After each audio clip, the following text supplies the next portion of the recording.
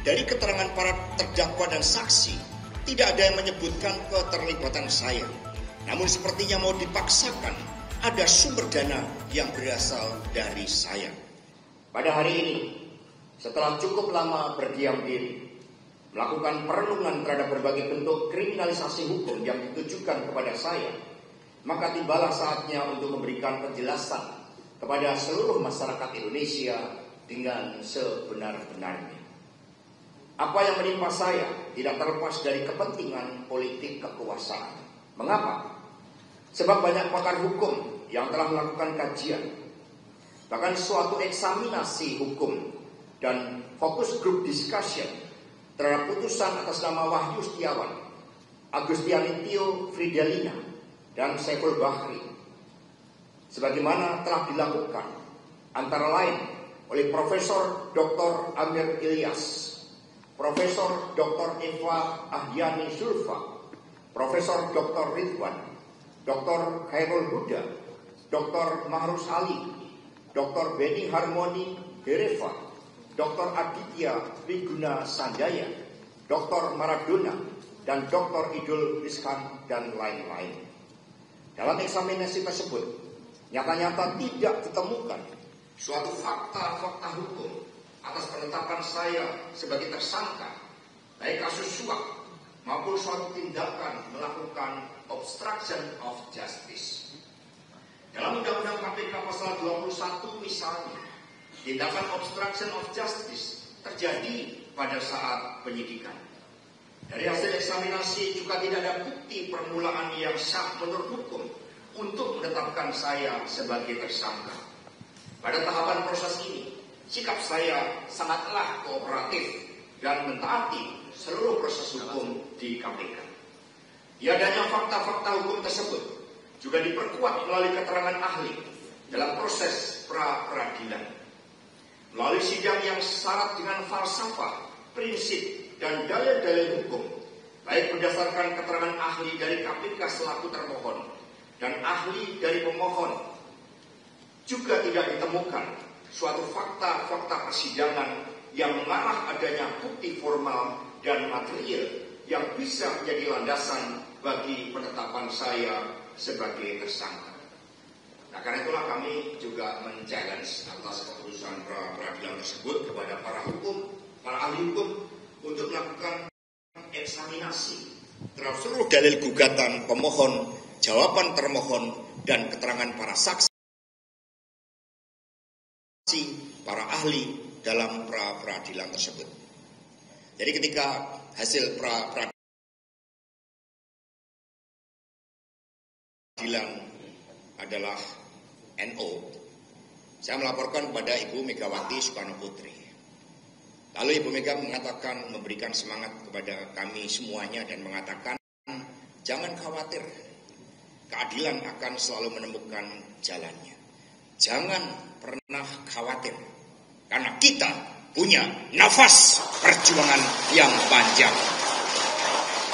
Jadi Ibu Mega mengatakan kita punya nafas perjuangan yang panjang. Ini yang tidak mereka lihat.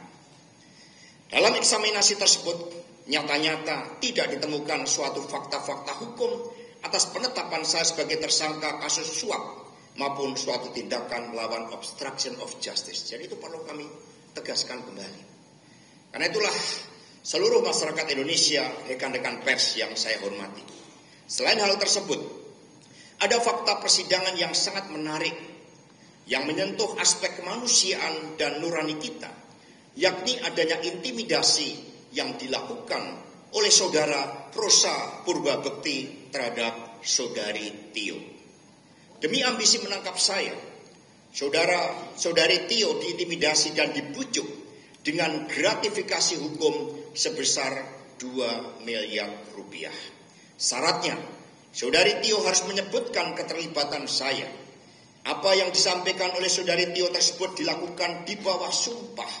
Sumpah di hadapan Tuhan Yang Maha Kuasa, di hadapan Allah Subhanahu wa Ta'ala. Dan tangannya itu berada di atas, di bawahnya Al-Quran, kitab suci. Tidak hanya itu, Saudari Tio juga diminta untuk menyebut orang-orang di lingkaran pertama Ibu Megawati Soekarno Putri agar bisa dibidik para penyidik tersebut. Ini baru disampaikan kemarin ya di dalam keterangan resminya.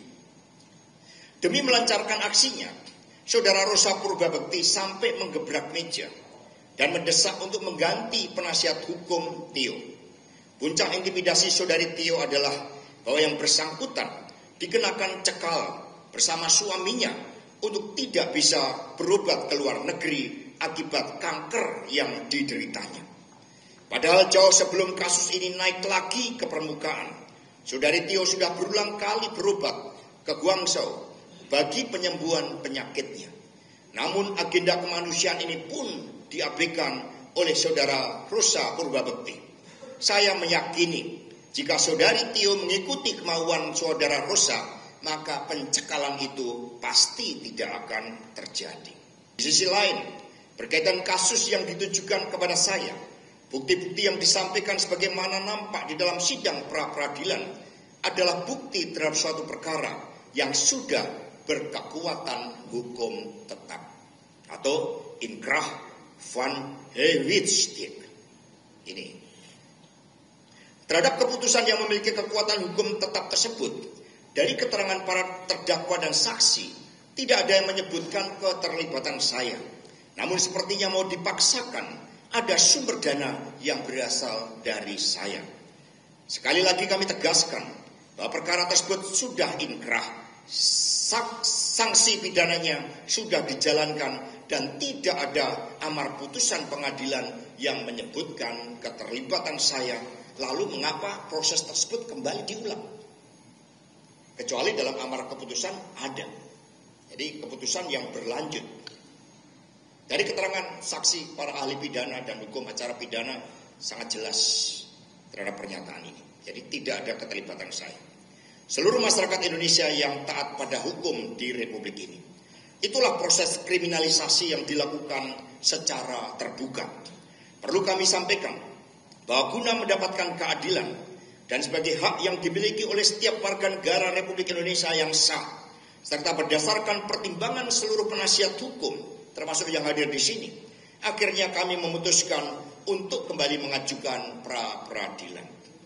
Dalam proses ini, KPK yang menjunjung tinggi hukum seharusnya menghormati proses pra-peradilan ini. Namun yang terjadi adalah bahwa Saudara Rosa Purbabekti tetap memaksakan kehendaknya untuk memeriksa saya.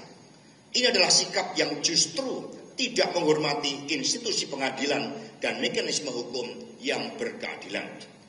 Saya berharap sebagai bagian dari institusi penegak hukum, sudah sepatutnya kalau KPK menghormati proses pra-peradilan yang sedang kami lakukan.